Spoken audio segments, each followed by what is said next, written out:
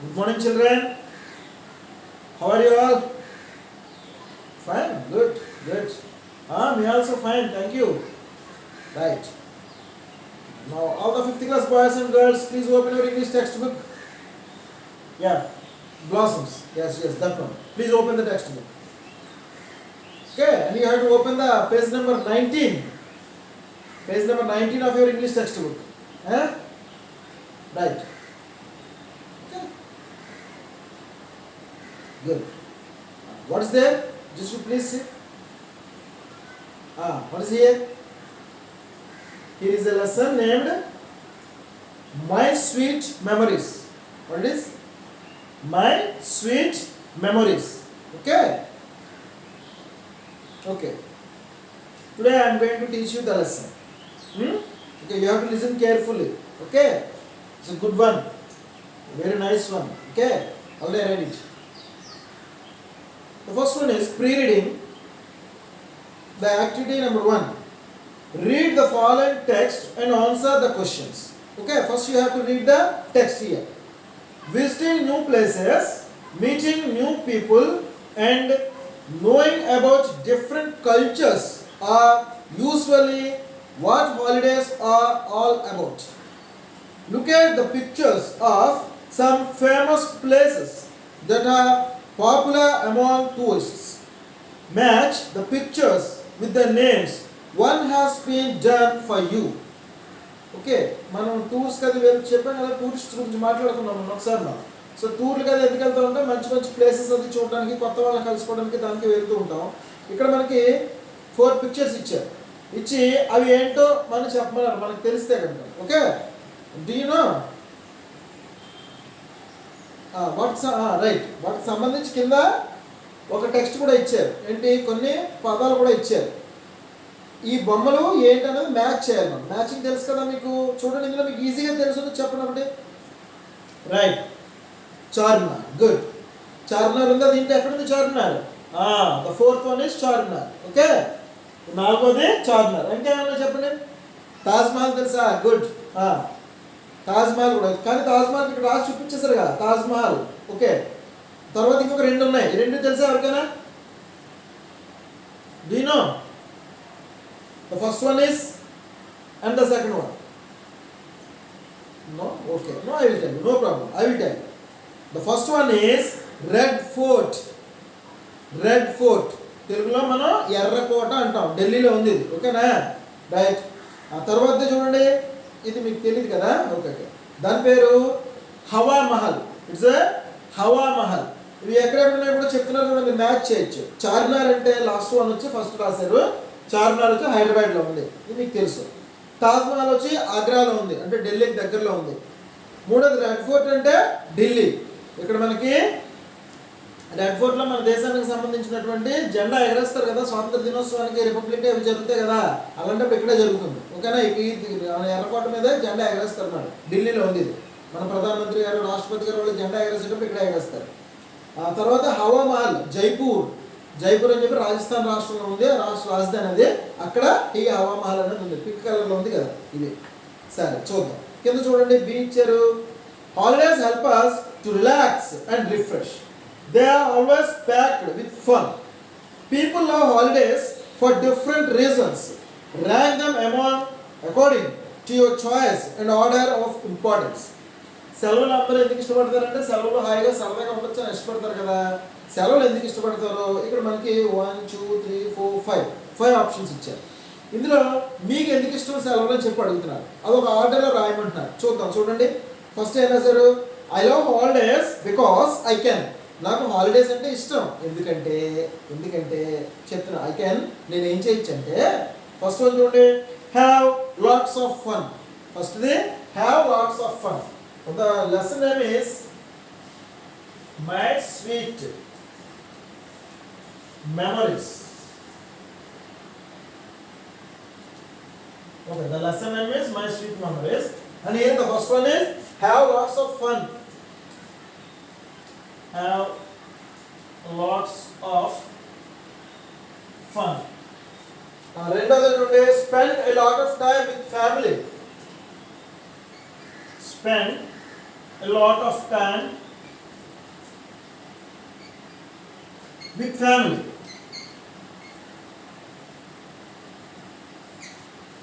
And the third one is visit new places and meet new people. Visit new places and meet new people. And the fourth one is know more about different cultures. Good one. Know more about different cultures. And the last one is relax and forget about studies. Relax and forget about studies. చూడండి ఇక్కడ 5 points ఇచ్చారు. ఇందులో మీకు ఎందుకు ఇష్టం సెలవులు అని అడిగితే కనుక మీరు ఏం చెప్పాలి? చూడండి, ఏం ఇష్టం? First have lots of fun, చాలా హ్యాపీగా ఉంటుంది సెలవులు అంటే. Spend a lot of time with family, మన ఇంట్లో కుటుంబ సభ్యులు, అమ్మ నాన్న, అక్క చెల్లి, తమ్ముడు లేదా ఫ్రెండ్స్ వీళ్ళందరితో హ్యాపీగా ఎక్కువ టైం గడపచ్చు. Visit new places and meet new people, ఎక్కడైనా సెలవులు ఇస్తే మనం ఏదైనా టూర్కి వెళ్ళొచ్చు, కొత్త వాళ్ళని కలుసుకోవచ్చు, కొత్త ఫ్రెండ్స్ని చూసుకోవచ్చు, కొత్త కొత్త ప్లేసెస్ చూడొచ్చు.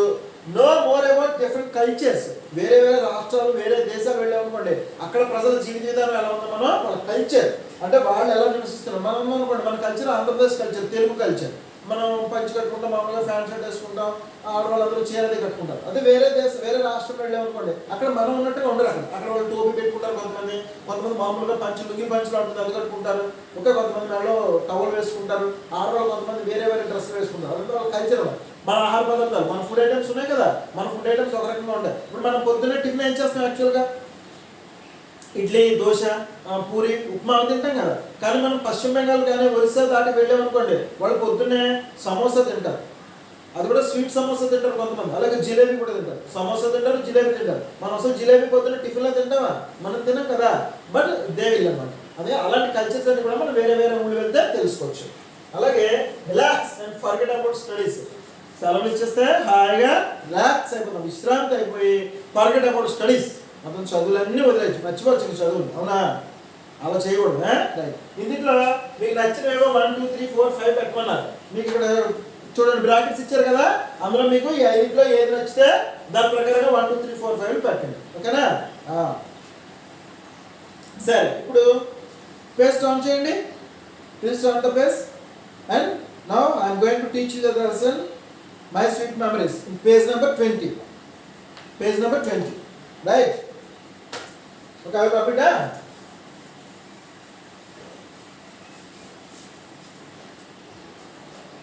Okay, 1 2 3 and 4. It's a matter of 4 pages. Okay, today I will finish it. Okay, within 25 minutes. You have to listen careful.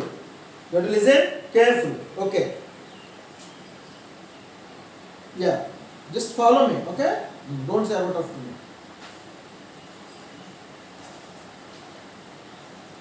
My sweet memories. Sweet అంటే మీ అందరికీ తెలుసు కదా, తీయగా ఉన్నాయని. మెమరీస్ అంటే జ్ఞాపకాలు. జ్ఞాపకాలు తీయగా ఉండడం ఏంటి? అదేం కాదు. జ్ఞాపకాలు తీయగా ఉండడం అంటే మంచివని, బాగా గుర్తుపెట్టుకోవాల్సిన జ్ఞాపకాలని ఏంటో చూద్దాం. చూడండి, ఇక్కడ ఒక అబ్బాయి ఉన్నాడు, కూర్చున్నాడు కదా, బుద్ధిగా కూర్చున్నాడు, చక్కగా మటన్ వేసి కూర్చున్నాడు. ఇలాగే కూర్చోవాలి పిల్లలందరూ కూడా. కొంతమంది కూర్చుంటారు డిసిప్లిన్ లేకుండా కూర్చుంటారు, కాళ్ళు అలా జాపుకుని అలా కూర్చుంటారు. ఓకేనా? Don't SIT like that. We have to sit like this only. ఈ అబ్బాయి చూడండి ఎంత బుద్ధిగా కూర్చున్నాడా, ఇలా కూర్చోవాలి మనందరం కూడా. Right. It is summer. Santosh vacation has started. His family is going to Ramapuram, his grandparents' village. He has the habit of writing a diary. Let's know his experiences in his own words. Okay. It is summer. వేసవకాలం వచ్చేసిందండి. Okay, Santosh vacation has started. Vacation అంటే మామూలుగా holidays అన్నాం అనుకోండి, 1 or 2 days holidays అంటారు. Vacation అంటే ఎక్కువ days holidays వచ్చాయి. ఫర్ ఎగ్జాంపుల్ సమ్మర్ ఉంది అనుకోండి. సమ్మర్ అంటే వేసవికాలం కదా. వేసవికాలంలో మనకి ఏప్రిల్ 23 తారీఖు స్కూల్స్ అయిపోతాయి. ఏప్రిల్ 24 నుంచి సెలవులు మొదలు పెడతారు. మళ్ళీ జూన్ 10 వరకు కూడా మనకి స్కూల్స్ తీరు కదా. సో సుమారు ఒక 50 days హాలిడేస్ వరుసగా వస్తాయి కాబట్టి దాన్ని మనం వెకేషన్ అంటాం. ఓకేనా? ఎక్కువ రోజులు ఉంటాయి కనుక వెకేషన్ అని అంటాం అన్నమాట. సో దసరా సెలవు 10 రోజులు అలా ఇస్తారు, సంక్రాంతి సెలవు కూడా 10 days ఇస్తారు కదా. So we call it as vacation. ఓకేనా, ఎక్కువ రోజులు ఉంటాయి. అదే 4-5 days కానీ వాళ్ళు ఉన్నాయనుకోండి హాలిడేస్ అంటాం. జనరల్గా సంక్రాంతి హాలిడేస్ అంటాము, దసరా హాలిడేస్ అంటాం, సమ్మర్ ఏమో వెకేషన్ అంటాం. అంటే ఎక్కువ రోజులు ఉండాలి. సంక్రాంతి కూడా 10 days ఉంటుంది కదా, దసరా కూడా 10 days ఉంటుంది. అది కూడా హాలిడేస్ అన్నా కూడా పర్వాలేదు, వెకేషన్ కూడా కొంతమంది అంటూ ఉంటారు. కానీ ఎక్కువ రోజులు సెలవులు వస్తే మనకు we have to use the word vacation but not holidays. Okay, summer holidays అని కూడా అంటాం, కానీ సమ్మర్ హాలిడేస్ కంటే కూడా వెకేషన్ అనేది మంచి పదం. వెకేషన్ అంటే ఎక్కువ రోజులు సెలవు అన్నమాట. ఓకేనా, ఎక్కువ రోజులు సెలవు వస్తే కనుక దాన్ని వెకేషన్ అని చెప్పి మనం అంటాం. సో ఇప్పుడు వెకేషన్ స్టార్ట్ అయింది. His family is going to Ramapuram. Santosh అన్నాడు కదా, మీకు ఇక్కడ చూడండి సంతోష్ రాసిన తర్వాత పైన అపాస్ట్రఫీ ఎస్ పెట్టారు. అంటే మీకు మనం చెప్పాను కదా అపాస్ట్రఫీ ఎస్ యూజ్ చేయడం చెప్పాను కదా, అంటే సంతోష్ యొక్క అని అర్థం అన్నమాట. వాడికి సెలవులు మొదలయ్యాయి, వాళ్ళందరూ కూడా వాళ్ళ పేరెంట్స్తో కలిసి is going to Ramapuram, his grand parents village. వాళ్ళ గ్రాండ్ పేరెంట్, వాళ్ళ నాన్నమ్మ, వాళ్ళ తాత ఎవరైతే ఊళ్ళో ఉన్నారో, ఫర్ ఎగ్జాంపుల్ మీరు కాకినాడలో ఉన్నాడని అనుకుందాం. ఇప్పుడు కాకినాడ కానీ, హైదరాబాద్ కానీ, విజయవాడ కానీ, ఎన్ని మేజర్ సిటీ అక్కడ ఉంటున్నాడు. అక్కడ నుంచి వాళ్ళ గ్రాండ్ పేరెంట్స్, వాళ్ళ నాన్నమ్మ తాతమ్మ ఉండేటువంటి ఊరు ఏదైతే ఉందో రామాపురం, అక్కడికి వెళ్తున్నాడు. He has the habit of writing a diary. Let's know his experiences in his own words. వీడికి రోజు మీరు అందరూ డైరీ రాస్తున్నారు కదా, రోజువారీ రాసే మీరు దినచర్య చెప్తున్నాం కదా, మనం స్కూల్లో రాసుకుంటాం కదా దినచర్య డైరీ. లైక్ దట్ వీడికి కూడా డైరీ రావడం అలవాటుగా, వీడు అక్కడికి వెళ్ళిన తర్వాత అసలు ఏం చేశాడు ఏంటనేది డైరీ రాస్తున్నట్ట ఇన్ హిస్ ఓన్ వర్డ్స్ కదా. ఓన్ అంటే సొంతంగానే, సొంత అన్నారు. దీన్ని మీరు ఏమంటారంటే మామూలుగా రాసినప్పుడు సొంత అని రాస్తాం. సొంతంగా రాస్తున్నాడు. అక్కడ చూసినప్పుడు వాడు ఏమనుకున్నాడో, వాడు ఏమేమి చూసాడు అని సొంతంగా రాసుకున్నాడు. చూద్దామే. ఫస్ట్ వన్ చూడండి, April 24th. ఏప్రిల్ 23 స్కూల్స్ అన్ని క్లోజ్ చేసేసారు.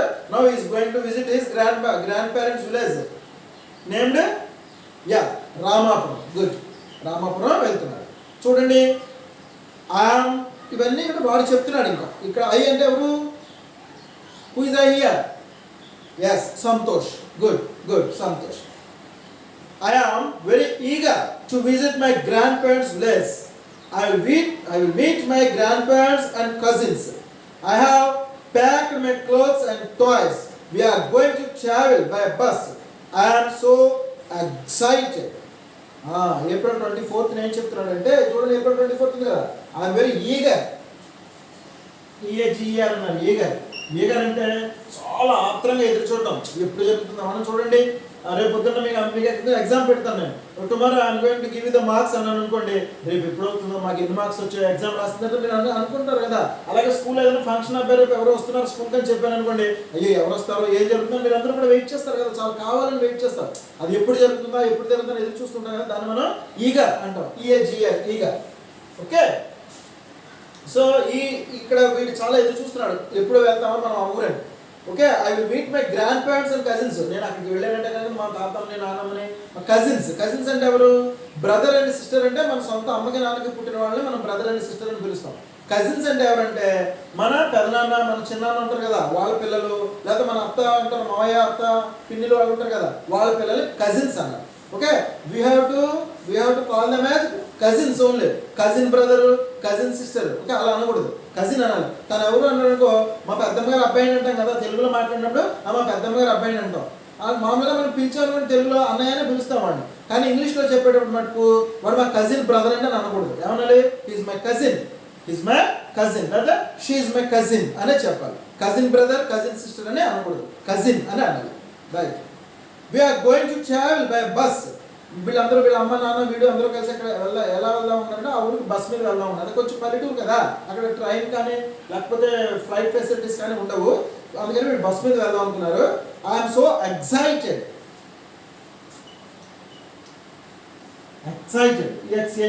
చూడండి, ఎక్సైటెడ్ అంటే చాలా ఇంకా ఎప్పుడు జరుగుతుందో అని ఎదురు చూడడానికి కూడా ఎక్సైటెడ్ అంటే. ఇందాక చూడండి ఈగర్ అన్నారు కదా, ఈగర్ అంటే ఆత్రంగా ఎదురు చూడడం, ఎక్సైటెడ్ అంటే ఆశ్చర్యం పొందడం అనమాట.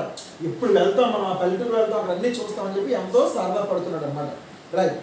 April 25th. 24th diary complete అయిపోయింది. Now is going to write is April 25th diary. Our journey started today. Luckily, I got a seat near the window. The weather was pleasant in the morning. There were numerous trees with yellow flowers on either side of the road. there were many white cranes in the lush green paddy fields, and the scarecrows were arranged to scare away the birds in the fields. There was less traffic. The village was peaceful with fresh air. ఇక్కడ చూడండి కొన్ని పదాలు ఇచ్చారు, కొంచెం ఈ పదాలు ఇప్పుడు మీకు తెలియని పదాలు, జాగ్రత్తగా చూడండి.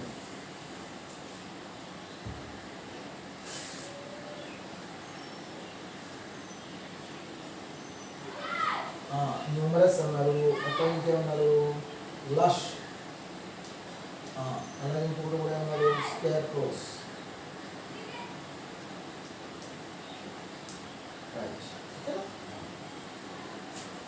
చూడండి మూడు పదాలు ఇక్కడ కొత్త పదాలు మనకు వచ్చినవి. అవర్ జర్నీ స్టార్టెడ్ టుడే, మా ప్రయాణం ఈవేళ మొదలైంది. Luckily I got a seat near the window. Window అంటే మీకు తెలుసు కదా, రైట్, అంటే కిటికీ. బస్సులో కూర్చున్నారు కదా, కిటికీ పక్కన వీడికి సీట్ దొరికింది లక్కీగా. The weather was pleasant in the morning. Weather అంటే ఏంటి, రైట్, అక్కడ ఉన్నటువంటి వాతావరణం ప్లెజెంట్గా ఉంది. మార్నింగ్ టైం కదా, ప్లెజెంట్ అంటే ఆహ్లాదకరంగా ఉందండి, సంతోషంగా ఉందన్నమాట.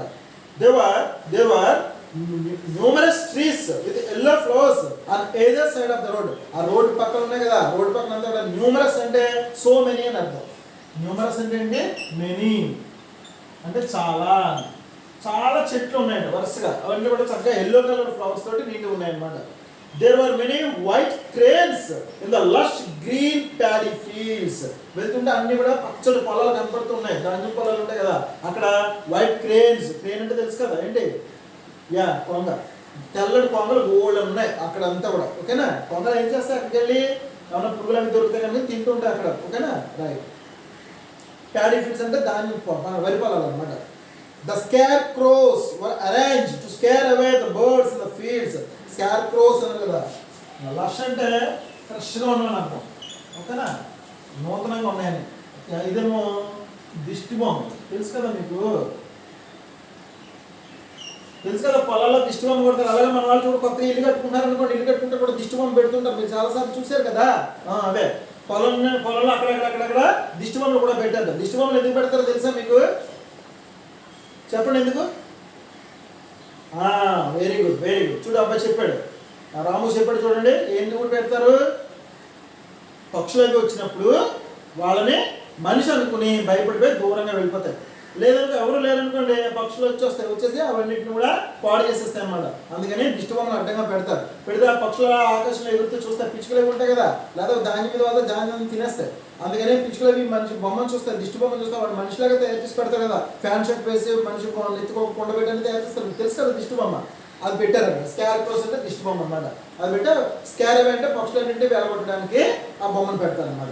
ఓకే, అక్కడ దెర్ వాజ్ లెస్ ట్రాఫిక్. పల్లెటూరులో ట్రాఫిక్ ఏముండదు కదా, అదే సిటీలో వీడు అక్కడి నుంచి వచ్చాడు, కాకినాడ నుంచి వచ్చాడు అని అనుకున్నాం కదా, అక్కడ పోవడం ట్రాఫిక్, అస్తమానం బళ్ళు, బస్సులు, అన్ని వెహికల్స్, అన్ని కార్స్ అన్ని ఎట్లా అట్లా అట్లా అట్లా వెళ్తూ ఉంటాయి. కానీ విలేజ్ అంటే అప్పటికల్లా అక్కడ ట్రాఫిక్ అయితే ఉండదు, లెస్ ట్రాఫిక్, తక్కువ ట్రాఫిక్ ఉంటుంది అనమాట. The village was peaceful with fresh air. అక్కడ విలేజ్ కాబట్టి బోల్డ్ చెట్లు ఉంటాయి కాబట్టి అక్కడ వెదర్ కూడా చాలా ప్లెజెంట్గా ఉంటుంది. And the air is also fresh అన్నమాట. అక్కడ గాలి చల్లటి గాలి వేస్తుంది, ఎలాంటి బ్యాడ్ స్మెల్ ఇది రాదు. అదే టౌన్స్ అనుకోండి, సిటీస్ అనుకోండి, కాకినాడ, విజయవాడ అట్లా అనుకోండి, వైజాగ్, హైదరాబాద్ అనుకోండి, అక్కడ గాలి అంతా పొల్యూషన్ తోటి ఉంటుంది. ఎందుకు, so many vehicles are there. Okay, ఆ పొగ అందులో ఆ వెహికల్ స్మోక్ వస్తుంది కదా, ఆ స్మోక్ అంతా గాలిలో కలిసిపోయి అక్కడ ఆ వాసన గాలి పీలుద్దాం, మంచి గాలి అంటే కనుక వీడింటికి వెళ్తాం మేడం. అందుకని అదే పల్లెటూరు అయితే కనుక మనకి మంచి గాలి తగ్గుతుంది అన్నమాట. ఓకే, తర్వాత పేర చూడండి. I got off the bus and ran to meet my grandparents. They were delighted to see me. The house was surrounded by many big trees.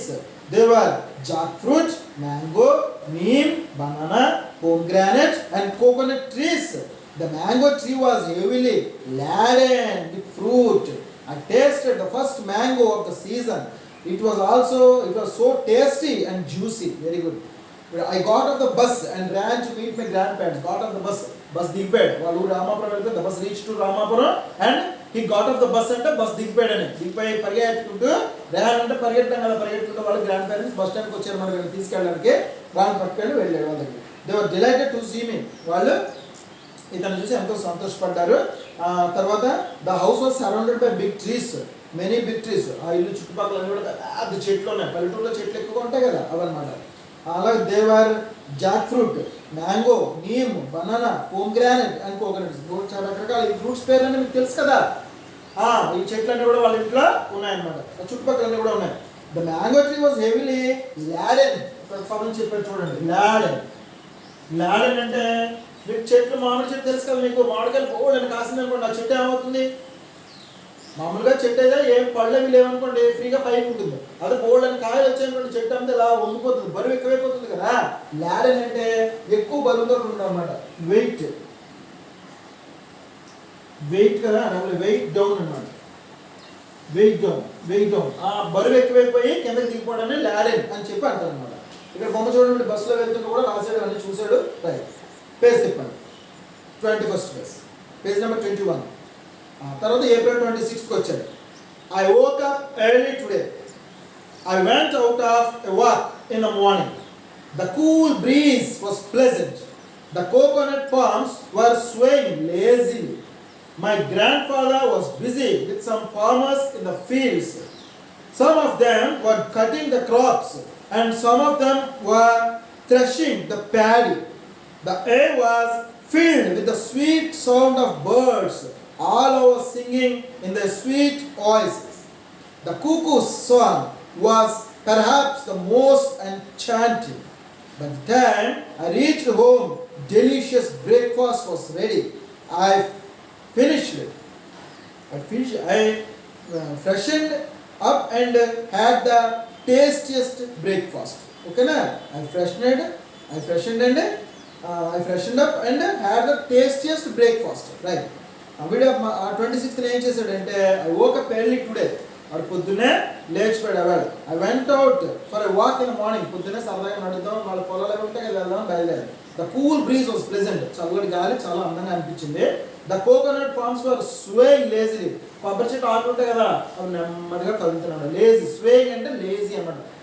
Lazy అంటే స్వేయింగ్ అంటే కదలడం. ఎలా కదులుతున్నాయి? లేజీగా కదులుతున్నాయి, అంటే నెమ్మదిగా కదులుతున్నాయి. స్వేయింగ్ అంటే నెమ్మదిగా, మూవ్ స్లోలీ అన్నమాట.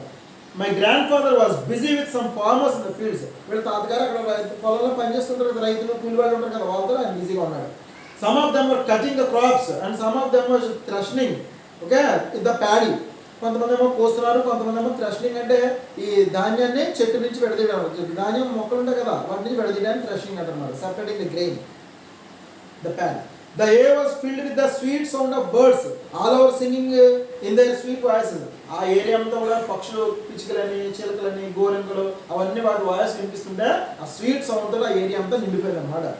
Okay, the cook song was perhaps the most enchanting. అక్కడ కోకిలు కూడా ఉంది. వేసంగాల్లో కోకిలు కూస్తుంది కదా, కుక్కు అంటే కోకిలు మీకు తెలుసు కదా. రైట్, అది కూస్తుంటే ఎంతో మిగిలిన సౌండ్స్ అనేది కూడా అది చాలా ఇంకా నచ్చింది వీడికి.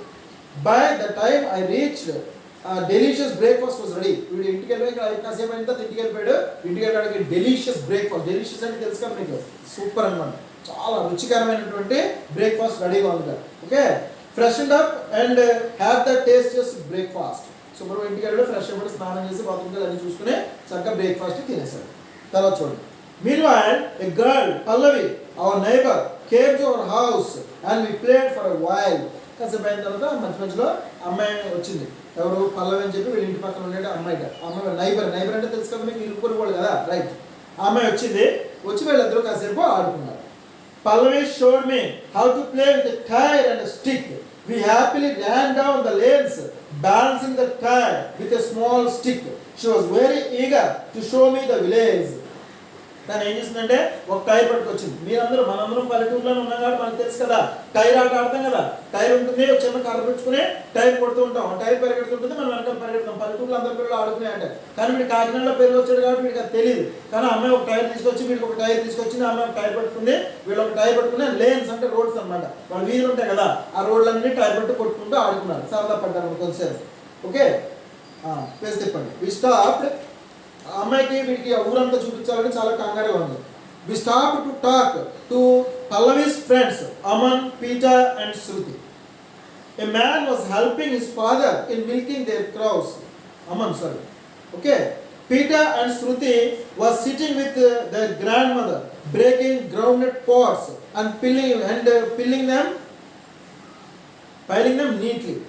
Okay, later they would take the nuts to the village market to sell them. I helped them for some time. Okay, ఒకసారి చూడండి, వాళ్ళు పల్లవి తోటి వెళ్ళాడు, వెళ్ళి కొంచెం దూరం వెళ్ళిన తర్వాత వాళ్ళ ఫ్రెండ్స్ కనిపించారు, పల్లవి వాళ్ళ ఫ్రెండ్స్ అక్కడ ఆగారు. ఎవరు వాళ్ళు?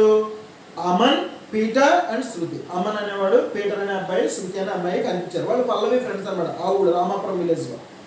Aman was helping his father in milking their cows. అమ్మని ఏం చేస్తున్నాడంటే వాళ్ళ నాన్నగారు ఆవు పాలు తీసుకుంటే హెల్ప్ చేస్తున్నాడు వాళ్ళ నాన్నగారు. Peter and Shruti were sitting with their grand mother breaking groundnut pods and piling them neatly.